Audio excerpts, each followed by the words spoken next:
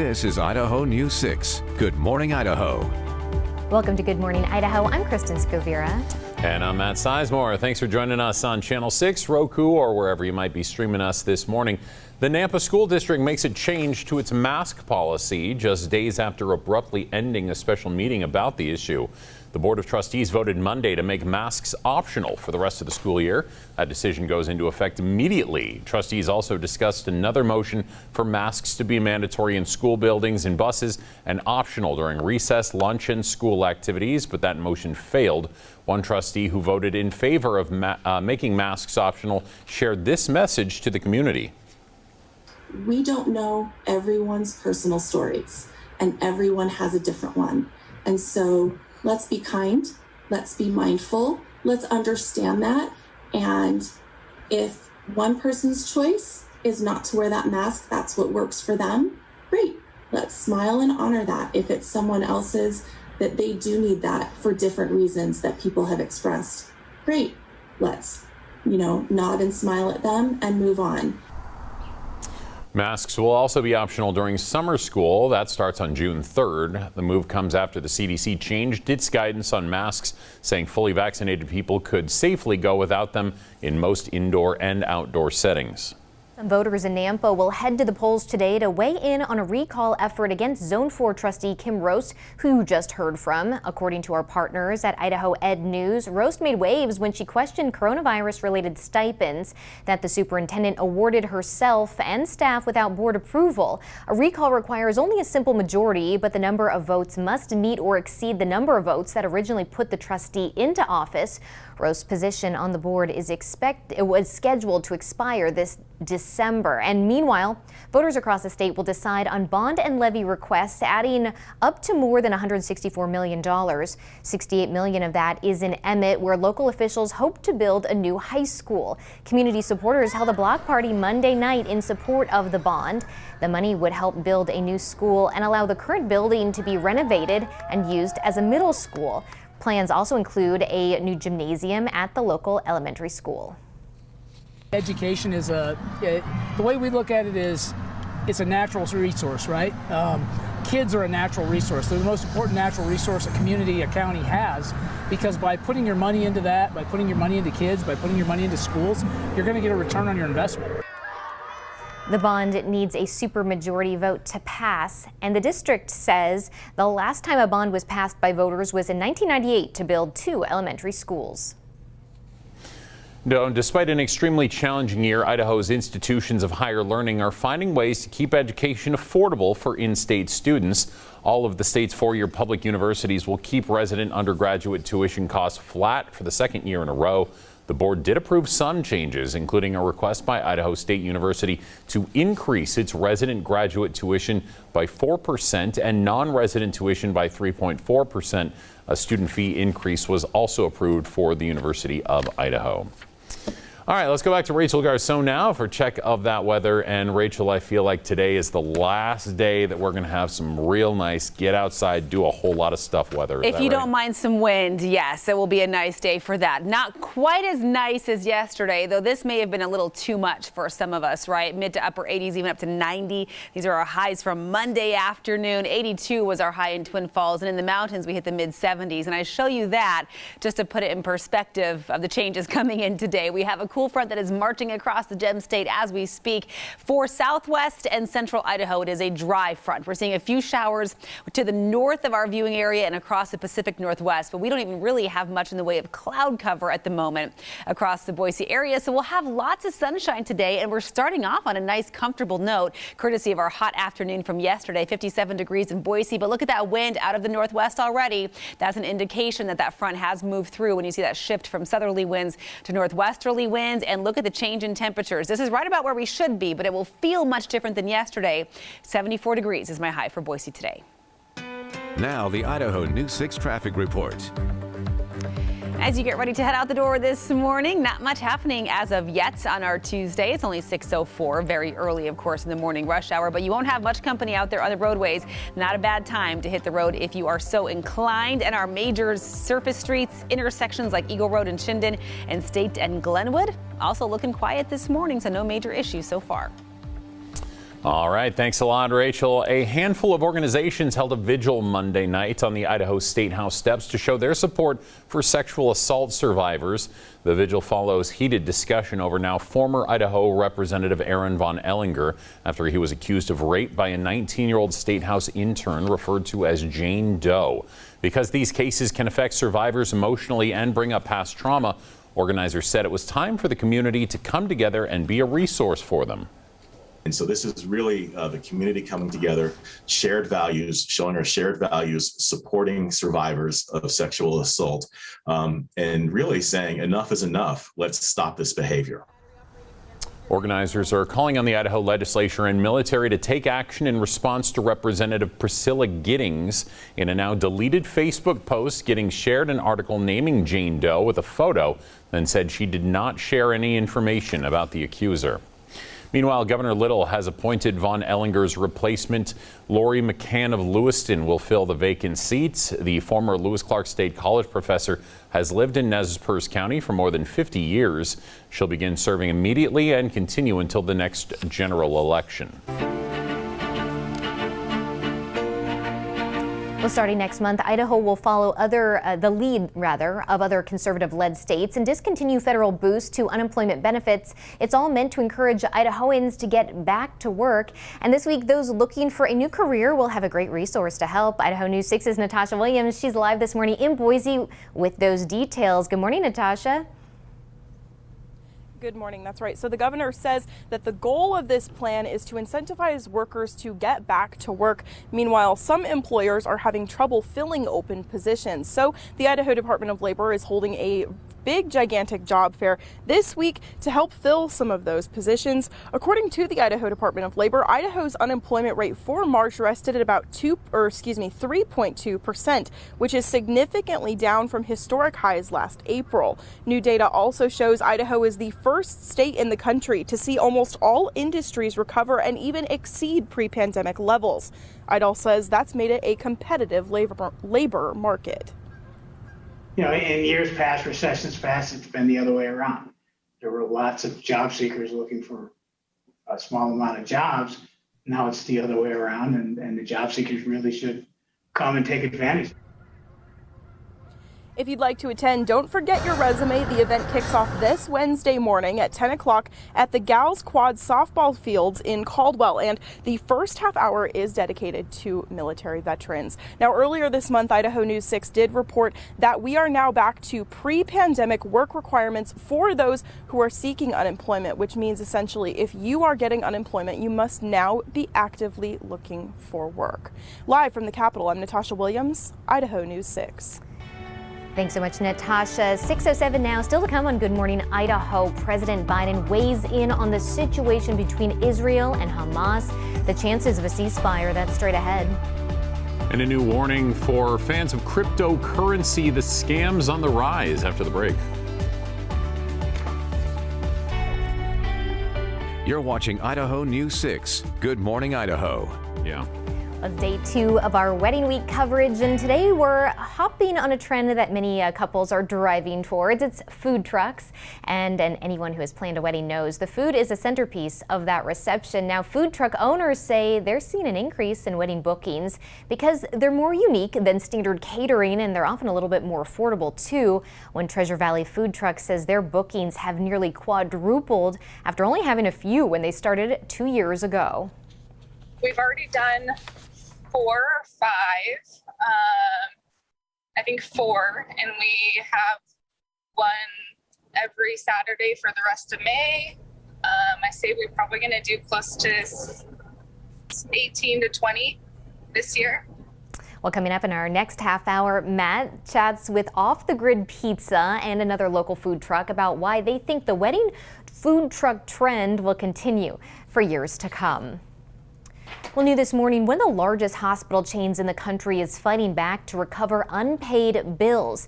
CNN reports hospitals owned by Community Health Systems filed about 19,000 lawsuits against patients since March of last year. The company says it only turns to litigation as a last resort. The amount of money lawsuits hope to recover ranged from $200 to more than $160,000. The company says it works to help patients who cannot pay their bills and implemented a new policy to not file a lawsuit against a patient making less than 200% of the federal poverty level. Now, in many cases, the hospital says patients failed to fill out a form outlining their finances to be eligible for help. And this morning, the Federal Trade Commission says crypto investment scams have cost Americans more than $80 million. That's just since October. 44% of victims are between the ages of 20 and 39, and they lose an average of $1,900. The FTC says a lack of understanding of the crypto market plays right into the hands of these scam artists. One scam offers investment tips where victims go to phony sites to purchase cryptocurrency. The FTC says consumers should always be on alert when someone reaches out to them promising huge returns if they send them cryptocurrency. And new this morning, President Biden says he supports a ceasefire between Israel and Hamas, but he stopped short of demanding one. With more than 200 people killed, including at least 61 children, Palestinians are calling for a general strike across the region today. ABC's Mona Kosar Abdi has the latest. This morning, people in Gaza waking up to another round of punishing airstrikes from Israel. Today marks the 8th day of intense fighting between Israel and Hamas, the Palestinian militant group ruling Gaza, and neither side shows signs of backing down. Hamas firing more than 3,000 rockets at Jerusalem amid the current conflict and vowing more as Israeli warplanes and tanks pound the region. ABC's Matt Gutman and his crew taking cover yesterday while reporting on the escalation. Intense warfare right above us. Bruno, can you get me that flak jacket? I think those are outgoing right now. We're gonna get in the ditch. Let's go. You can hear it right overhead. Matt and the crew making it out safely. Officials in Gaza say 7,000 buildings have now been damaged or destroyed, leaving nearly 40,000 people homeless. The electric company says the region is in danger of running out of power within days. And this morning, fears of even more violence as Palestinians call for a general strike today, including marches through the West Bank, Gaza, and within Israel. Meanwhile, President Biden is expressing support for a ceasefire. According to the White House, Biden spoke with Israeli Prime Minister Benjamin Netanyahu, urging Netanyahu to, quote, protect innocent civilians, but also reiterating his firm support for Israel's right to defend itself against indiscriminate rocket attacks. Mona Kosar Abdi, ABC News, New York. 6:14 now. Here's a live look at Boise from atop the Grove Hotel. That's courtesy of our Bronco Motors Tower Cam. And still ahead on Good Morning Idaho, we'll have this morning's forecast with Rachel Garceau. Here's meteorologist Rachel Garceau with your Idaho News 6 forecast. It is 6:16 now on our Tuesday morning. Thanks for getting up early with us here on Good Morning Idaho. What a day we had yesterday with those mid to upper 80s. We even touched 90 in some portions of the Treasure Valley. That is all gone today. You know what we say about Idaho, right? If you don't like the weather, just wait a day. And that is exactly the case this week. In fact, I think we'll cram maybe all 4 seasons into the week this week. From summer yesterday, typical spring weather today, to some wintry type weather in the mountains by the end of the week. So our first shot of cooler air comes in today. There's a cool front marching through as we speak. We have our second round, kind of a reinforcing shot of cool air coming in tonight into tomorrow. And then eventually here in the lower elevations, we have wet, unsettled weather that will start developing. And that means scattered showers and some thunderstorms, especially by Friday into Saturday. For your Tuesday, though, we do keep lots of sunshine in play today. This is a dry, cool front that's coming through. all of the precipitation is well to our north, as you can tell. So we'll see lots of sun. That wind will be brisk out of the northwest, gusting up to 20 to 30 miles per hour, especially from Boise to Twin Falls, but it'll likely be breezy across our entire viewing area today. And this is the leading edge of a broader area of low pressure that will continue to make its way across the Pacific Northwest over the next 24 hours or so. And that will bring in our next round of cool air. So temperatures drop by another 10 degrees tomorrow. In the valleys, though, we do stay dry through tomorrow. By late Thursday, there's a slim chance here as we look at our precipitation outlook for the next 5 days. A slim chance late Thursday. A couple of us could get hit with a couple of showers. That chance increases Friday and Saturday, but still, when you see this 30 to 40%, that means they will just be these splash and dash type rain showers in the valley. Likely some thunderstorms will fire off as well in the Treasure and Magic Valleys to wrap up the work week and enter the weekend. In the mountains, though, a bit of a different scenario. We may have some rain in McCall as early as tomorrow. This is McCall's extended forecast.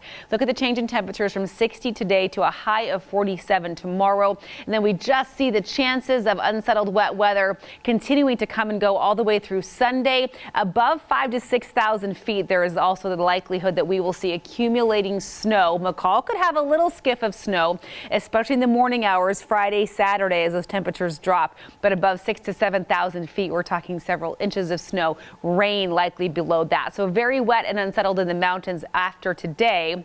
Sunshine in the valleys today, but a high of 77 for Ontario, 74 in Boise, right around 74 to 75 for Nampa and Caldwell. As you head up in elevation, we'll see about 70 degrees for Garden Valley. McCall will hit just 60 today, 62 in Cascade, breezy and much cooler, anywhere from 10 to 15 degrees chillier, no matter where you're hanging out on your Tuesday compared to yesterday. Upper 60s for Fairfield and Sun Valley with lots of sunshine. And in the Magic Valley, we'll have plenty of sunshine, but those gusty winds as well. Temperatures for Twin Falls in the mid 70s this Tuesday afternoon. So tomorrow we drop down to 64 in Boise. We keep that cool wind in play. Cooler still on Thursday. Then there's that slight chance of some active weather Friday, Saturday. We start warming up finally early next week.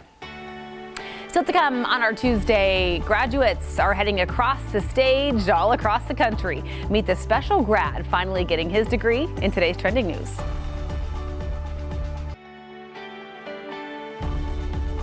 Hey there, welcome back. Here's a live look at the Village at Meridian, courtesy of a Bronco Motors Hyundai Tower Cam.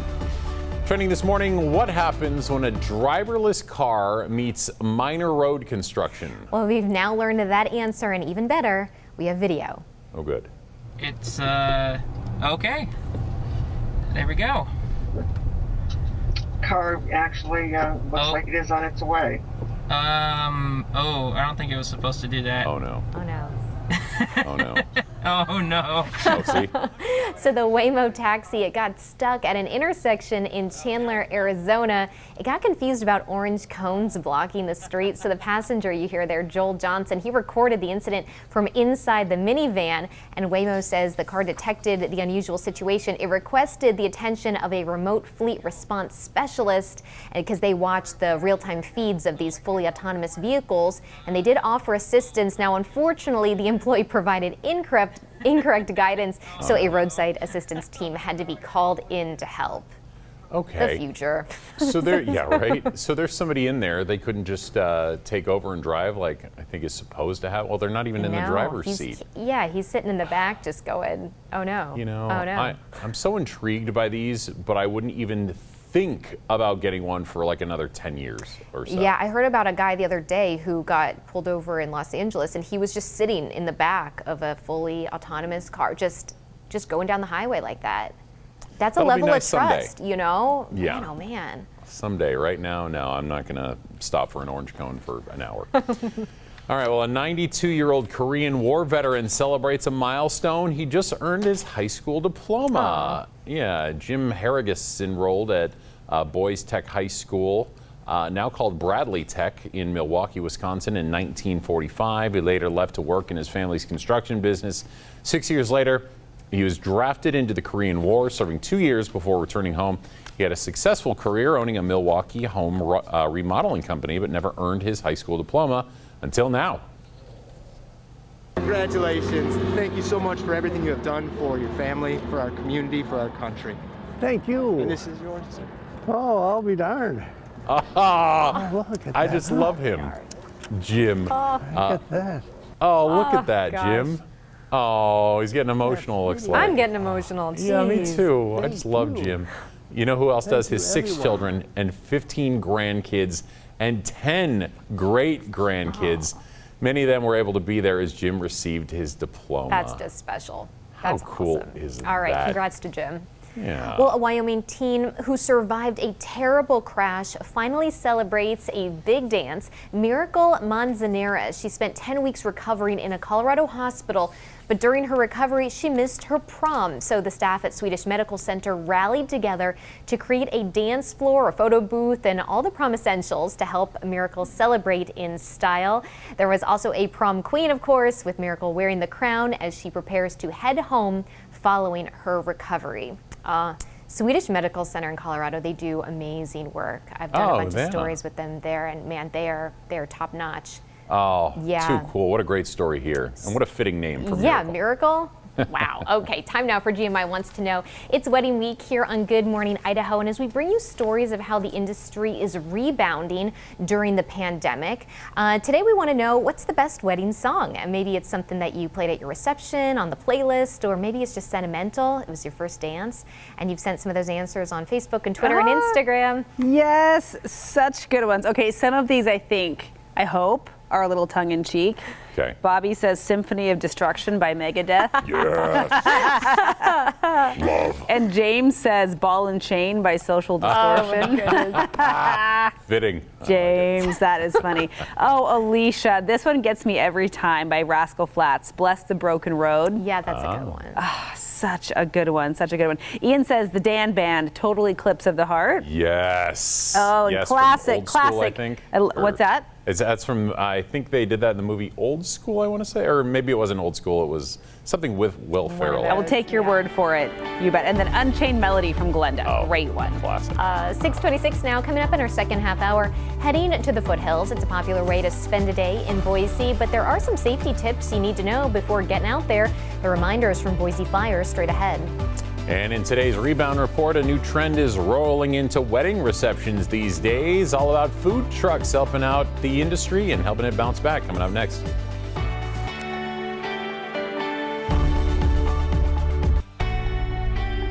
This is Idaho News 6. Good morning, Idaho. Yes, it is. Welcome back and welcome to Good Morning Idaho on this Tuesday. I'm Matt Sizemore. When you're planning a wedding, there are plenty of things to check off the list, including what your guests will be eating that day. And with many couples electing to make things a little more casual for their big day, the mobile food scene has been lining up at the altar, making newly wedded brides and grooms say, "I do want a food truck at my wedding."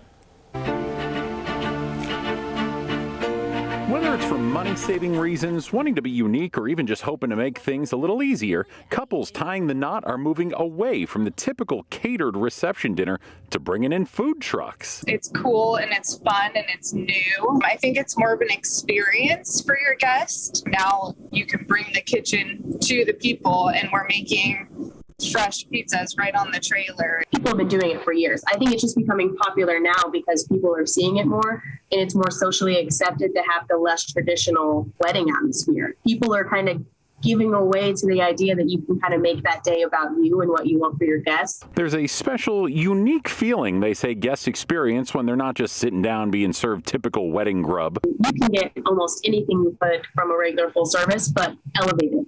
Food's going to bring those people together. And when you add a food truck element to it, you really kind of open up the air to people to just kind of let loose and be themselves and have a good time. And they get to have some really good food. If your venue's in a remote part of the Gem State, there's a good chance feeding your guests won't be a problem. We're doing weddings in McCall and Ketchum and Stanley. We went to Rigby, Idaho, so we can go all over. You might save some money, leaving you with more cash to put into that expensive DJ like Khaled or Jazzy Jeff or whoever's big these days. A food truck is a lot less overhead, a lot less staffing, and you have a lot more flexibility scheduling wise. So on the food truck side of things, on the business side, it's a really smart move to make. And arguably the most important fact, it's easy. That's what I try to tell the brides too. It's less stress on them. We show up, we set up the tables, we bring all of our disposable plates and napkins, and clean everything up. I mean, it's super simple. It's way less stressful. The last note on food truck weddings, the ability to truly get up close and personal. It's so cool. I mean, we love being a part of their special day. And like I said, the brides and grooms that we've worked with are just so fun and cool. And it's just a really fun vibe. For me, the best part is knowing that we made their day special, and we got to be a part of that. And if you're interested in booking a food truck for your wedding or really any occasion, you can contact the Southern Idaho Food Truck Association, or SIFTA, and we'll have those details at idahonews6.com when I pull that up. And a lot of fun there, a lot of people doing that, so good time. Yeah, I like food trucks at weddings. Yes. It makes it feel a little bit more casual, maybe. You just, instead of having to sit there and wait for your chicken or your Exactly. fish, You walk up, get your slice of pizza, yeah, give and me my go. fries. And those look like fancy pizzas, appropriate for a wedding, Yeah. right? Yeah, little arugula on top. Fancy pizza. I love fancy pizza. That's the thing. I love it. All right, let's talk about our weather, shall we? Little game of spot the cold front again today. You can see the blues and the negative numbers. That's how much colder it is across the Pacific Northwest. We are still a little bit milder across portions of eastern Oregon and southern Idaho this morning, but that front is marching across our area as we speak. As we look at our Tower Cam network, you can see we have lots of sunshine still out there. It will be a beautiful looking Tuesday. It's just going to feel a whole lot different than yesterday. We were up in the mid to upper 80s, even 90 degrees across the Treasure Valley yesterday. On the heels of that warm day, we're still at 57 in Boise, 58 in Twin Falls, and in the 40s for many of our mountain communities. But that wind is really picking up as that front marches through. In Mountain Home in particular, hold on to your hats this morning. A 23-mile-per-hour steady wind at the moment. That will kind of take your breath away as it's out of the northwest. So my gardening forecast for today, if you need to get out and do some yard work, not a bad day for it, really. It won't be nearly as scorching hot as yesterday. Just mind the wind. We'll have some gusts of 20 to 30 miles per hour, and temperatures right about where they should be for this point in the season, 74 degrees in Boise. Now the Idaho News 6 traffic report. All right, early bird commuters, that is the Garrity interchange there in Nampa. I know our camera, until the sun really comes up, is a little bit dark, but if you squint, you can see that eastbound lanes there moving away from us up to freeway speeds really quickly. No major issues here. And as we look at our traffic cam network as well on this Tuesday morning, we are seeing a few more cars coming and going at the 10-mile interchange there, headed towards Meridian Road and Eagle Road. But so far, nothing significant out there. No accidents to report to you. So your Tuesday morning looking good. All right, Rachel, thank you. Over the past year, with population growth and the pandemic, trails in the foothills have seen an increase in use. Now, Boise Fire says they're seeing an increase in calls for help. Those calls range from people getting lost to heat exhaustion and traumatic injuries. The department is partnering with Ridge to Rivers to remind outdoor enthusiasts to be prepared before heading outside, especially with increasing summer temperatures. Some important safety tips include bringing plenty of water for you and your pet, wearing appropriate equipment, and using the buddy system. But if you do go alone, make sure you tell someone where you're headed. We're trying to make sure that everybody has a great summer, enjoying one of the greatest resources that we have in the city of Boise, and that's our foothills. And they also want to remind people out on the trails that if they see a motorized vehicle with a Boise Fire logo, step off the trail so emergency crews can safely pass by. For more safety tips, head to this story on our website, idahonews6.com. Well, a veteran Boise police officer and local hero hangs up his badge. Friends and family celebrated the career of Corporal Kevin Holtree at a private retirement ceremony on Monday. Born in Nampa, Holtree played football at Meridian High and later served in the Army to help pay for his education at Boise State. After years of service with the Boise Police Department, his life changed in an instant. In November 2016, Holtree and other special operations officers were chasing a fugitive in Boise when the man opened fire, hitting Holtree 5 times and fatally wounding a police canine. After months of treatment in a specialized facility in Colorado, he returned home in a wheelchair. Most of the feeling below his waist will never come back. There was never a day I didn't put a uniform on that I wasn't proud to be a cop. If even today, this is the last time I'll ever wear it. So it's weird, but for the most part, you know, I'm proud of my career. I'm proud of what I did for my community, and I have no regrets whatsoever. The community supported Holtree throughout his recovery, even helping raise money for a special adaptive Harley-Davidson so he could enjoy riding again. The Boise Police Department awarded Holtree the Medal of Honor for his bravery and sacrifice in service. Well, according to the Idaho Department of Labor, Idaho's unemployment rate from March dropped down to 3.2%. That's significantly lower than historic highs last April. But some employers are still struggling to fill jobs. Now, Governor Little and the Department of Labor are both working to combat the issue. Idaho News 6's Natasha Williams is live in Boise this morning with those details. Let's go to her live now. Hey, Natasha. Hey, Matt. Yeah, that's right. I mean, it seems like you can't drive through the treasure of the Magic Valleys without seeing a "We're hiring" sign, right? They're kind of everywhere. So that's why the Idaho Department of Labor is holding a huge outdoor hiring event this week to help fill those jobs. So starting next month, Idaho will follow the lead of other conservative-led states and discontinue federal boosts to unemployment benefits. The governor says the goal is to incentivize a return to work because some of those employers say they are struggling to fill open positions. So the Idaho Department of Labor is holding that job fair this week. At this point right now, we have over 100 employers that are coming, that are looking for people, may even be making offers on site. Earlier this month, the Idaho Department of Labor announced a return to pre-pandemic work search requirements, which means if you're getting unemployment benefits, you must now be actively searching for work. So if you want to come to this job fair, the Idaho Department of Labor says there will be something for everyone. There will be some entry-level positions, but not all of them. Some will be higher level as well. It starts at 10 o'clock this week at the Gals Squad softball fields in Caldwell. That is tomorrow, Wednesday, May 19th. And if you're interested, we have lots of details for you on our website. Just head to idahonews6.com and click the rebound. Live from the Capitol, I'm Natasha Williams, Idaho News 6. All right, Natasha, thanks a bunch. Time now, 6:39. Still to come here on Good Morning Idaho. The Attorney General is cracking down on fraud related to the pandemic. The agency's hoping to make a difference. Straight ahead. Are hoping to bring home a national championship, the latest from the softball tournament. That's next. You're watching Idaho News 6. Good Morning Idaho. Welcome back, everyone. An update as the College of Idaho Yotes softball team starts their run for a national title. The Yotes were set to hit the diamond Monday, but severe weather forced their first round game to be postponed.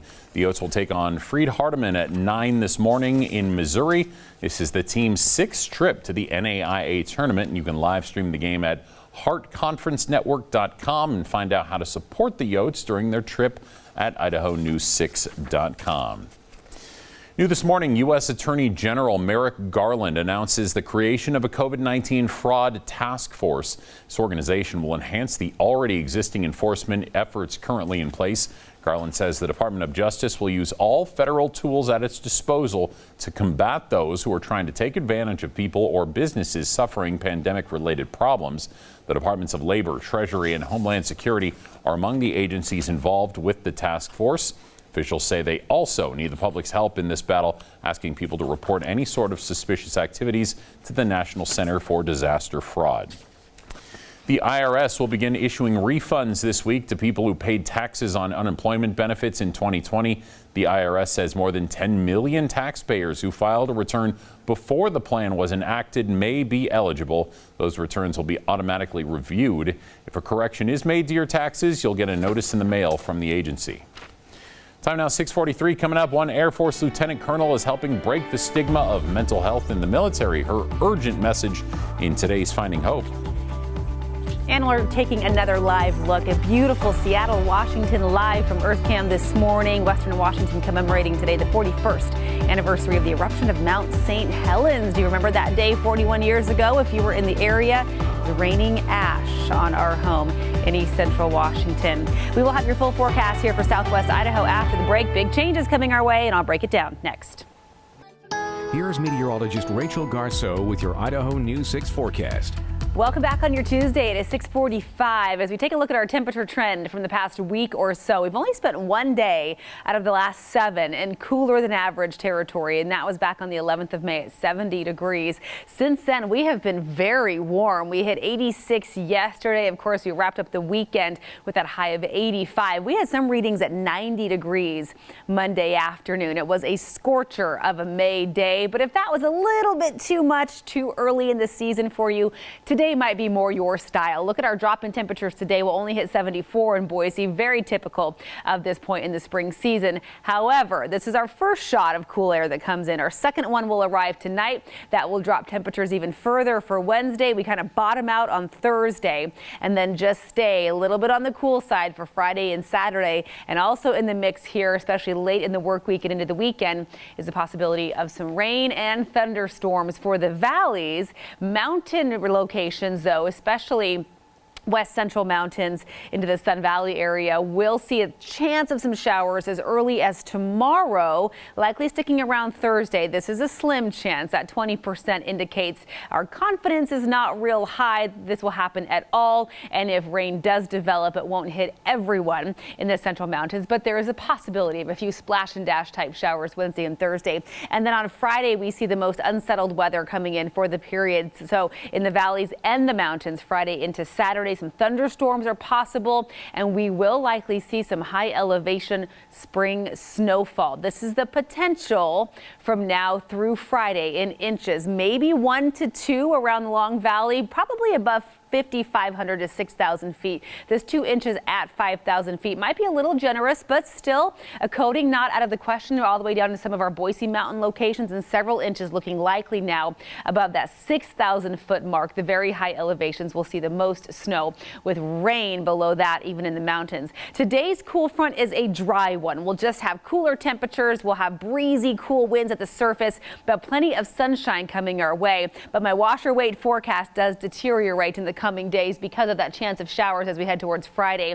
So if you want to get the car washed, today won't be bad for it, but just know maybe by Friday, Saturday into Sunday, you might have to do it all over again as we have that active weather that will ramp up. Today, though, we'll enjoy lots of sunshine, just a much cooler day. We'll call it refreshing on the heels of that summer-like heat from yesterday. 77 for Ontario, 76 in Kuna. Boise will see just about 74 degrees today. So take off 10 to 15 degrees of warmth pretty much everywhere across our viewing area. That's where you'll be this afternoon. Upper 60s for Council. We'll see highs right at 60 for McCall with partly cloudy skies. The gustiest winds today, by the way, will favor the Magic Valley, Twin Falls area. You could have some northwest winds at 30 miles per hour and temperatures in the mid 70s for Twin Falls. So there's that drop in temperatures through Thursday. Still on the cool side Friday, Saturday, Sunday with that chance of some hit or miss type showers. Finally warmer again by next Monday. Refreshing. I like it. Hey, thanks, Rachel. Well, for years, Idaho News 6 has worked to shed light on mental health and the challenges facing those who serve in our Finding Hope series. That's right. May is National Mental Health Awareness Month, and this morning our Steve Dent shares how a local Air Force colonel in Mountain Home is working to break the stigma of mental illness. Lieutenant Colonel Angelina Stevens has had a successful career. She works as the squadron commander for the 366th Fighter Wing Maintenance Squadron out of Mountain Home. But that doesn't mean it has been an easy journey. Every day was very difficult to see past the mental illness that I was dealing with, and I was still doing my job. I was still, taking care of my kid, interacting with people. It was just all very hard. Stevens married an F-15E pilot, and after a struggle to have children, they had Logan, their first of 2 kids. And that's when postpartum depression and anxiety really took hold. I was suffering suicidal ideations for the year, nonstop, just kind of passing me by every day. And it wasn't something that I acknowledged at the time.